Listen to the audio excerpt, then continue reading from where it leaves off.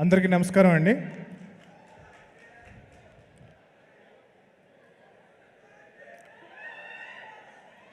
ఈ సినిమాకి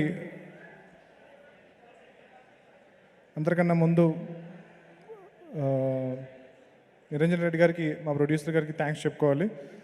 ఆ రోజు ఆయన నన్ను నమ్మి ఈ సినిమాని చేయమని ముందుకి ఎప్పుడైతే ప్రోత్సహించారో ఆ రోజు నుంచి ఈ రోజు వరకు is given unparalleled support, and I'm really lucky and fortunate to have met you, sir. ప్రతి డైరెక్టర్కి ఇలాంటి ఒక ప్రొడ్యూసర్ దొరకాలని కోరుకుంటున్నాను. సినిమా తీయడం అంటే ఒక పెద్ద యుద్ధమేనండి. మనకి మేకింగ్ వీడియోలో చూపిస్తారు కదా, అలాగా ఫన్ స్టఫ్ ఏ ఉండదు. So lot of effort, lot of journey, lot of fight. So almost ఒక వార్ లాంటిది ఒక సినిమా తీయడం అంటే. తేజ అన్నట్టు నేను ఒట్టి చేతులతో ఈ ఫైట్ చేయలేను.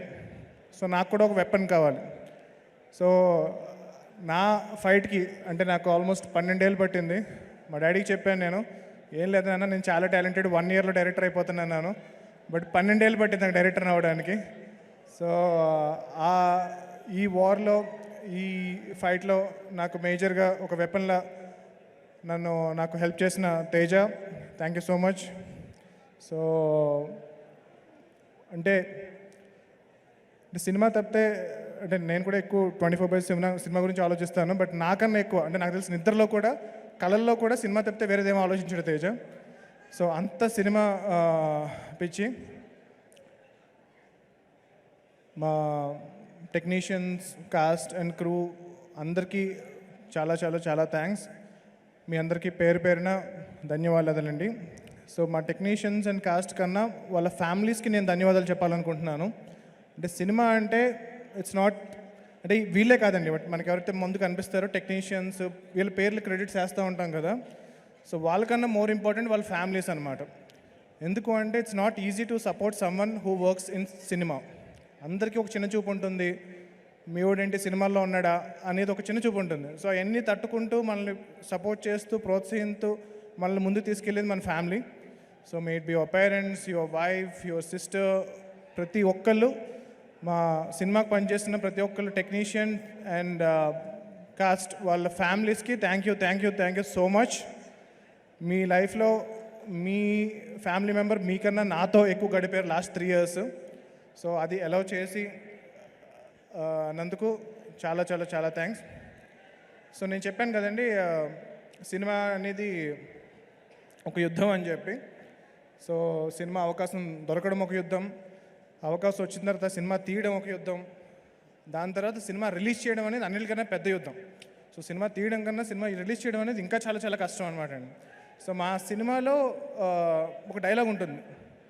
సో మా సినిమా మెయిన్ థీమ్ ఏంటంటే కనుక, హీరో ఒక టైంలో అంటాడు, నేనేం చేయగలను, నేను ఒక్కడనే కదా, ఒక్కడనే నేనేం చేయగలను అంటే అవతల అంత పెద్ద యుద్ధం ఉంది, అంత పెద్ద వార్ ఉంది, నేను ఒక్కడనే కదా అంటాడు. అప్పుడు ఒక క్యారెక్టర్ చెప్తుంది, సో ఒక్కడవే కాదు, సో ధర్మం కోసం నిలబడిన ప్రతి ఒక్కడి వెనుక హనుమంతుడు ఉంటాడు. సో ఎప్పుడు ఎవరన్నా కానీ, మా సినిమా మెయిన్ థీమ్ అది. మీరు కనుక ధర్మం కోసం పోరాడితే కనుక, మీరు నమ్మిన దానికోసం, ఒక రైటియస్నెస్ కోసం ఫైట్ చేస్తే మీరు ఎప్పుడు ఒక్కరు కాదు, మీ వెనకాల ఆ హనుమంతుల వారు ఎప్పుడు ఉంటారు. అలా మా సినిమాకి వచ్చిన హనుమంతుల వారు మా మెగాస్టార్ చిరంజీవి గారు.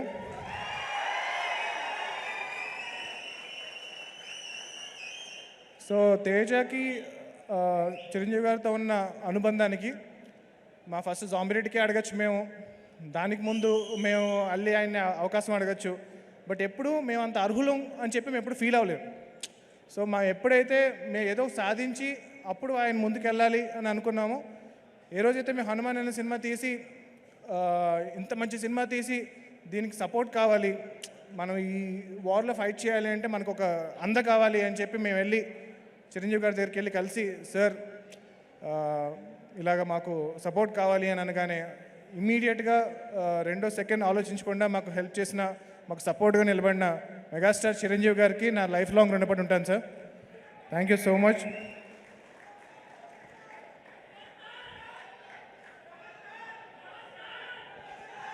సో చిన్నప్పుడు నేను పాలకొల్లో చిరంజీవి గారి కటౌట్ల మీద పాలాభిషేకాలు చూస్తూ పెరిగాను.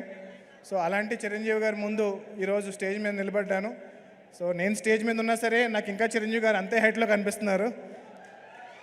ఎప్పుడు చిరంజీవి గారు నేను అలా కింద నుంచి చూడడం, ఆ మెస్మరైజ్ అయిపోవడం అనేది it's a moment that I will never forget. So అందరికీ చాలా థ్యాంక్స్ అండి. సో హనుమాన్ ఫిల్మ్ వచ్చేటప్పటికి ఇట్స్ సూపర్ హీరో ఫిల్మ్. మనం చాలా సోషల్ ఫ్యాంటసీ సినిమాస్ చూసుంటాం. మనకి అన్నిటికన్నా దగ్గర రెఫరెన్స్ అంటే కనుక జగదేక్ వీరుడు అతిలోక సుందరి చూసాం చిరంజీవి గారిది. సో ఒక ఫ్యాంటసీ ఫిల్మ్. సో శ్రీదేవి గారు లాంటి ఒక ఇంద్రజ అనే ఒక క్యారెక్టర్ ఒక పైనుంచి రావడం, తనతో చిరంజీవి గారి క్యారెక్టర్ ఇంటరాక్ట్ అవ్వడం, పవర్స్ రావడం, రింగ్. సో నా చిన్నప్పుడు చాలా పెద్ద బ్లాక్ బస్టర్ అయిన సినిమా అది. సో అలాంటి సినిమాలు వచ్చి చాలా రోజులు అయిపోయింది. సో ఇది కూడా నేను కొంచెం కూల్ ఉండడానికి కోసం సూపర్ హీరో ఫిల్మ్ అని పెట్టాను, కానీ ఇది proper Telugu socio fantasy film.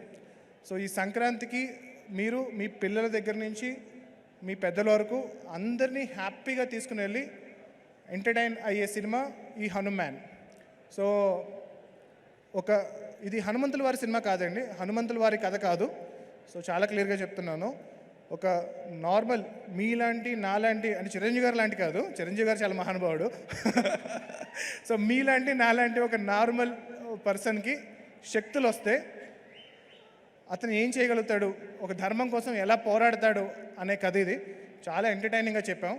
ఈ సంక్రాంతికి తప్పనిసరిగా మీ ఫ్యామిలీ అందరూ వచ్చి థియేటర్కి సినిమా చూడండి, చాలా ఎంజాయ్ చేస్తారు. And thank you so much for coming here sir. I'm really grateful to be standing on this stage and talking in front of you.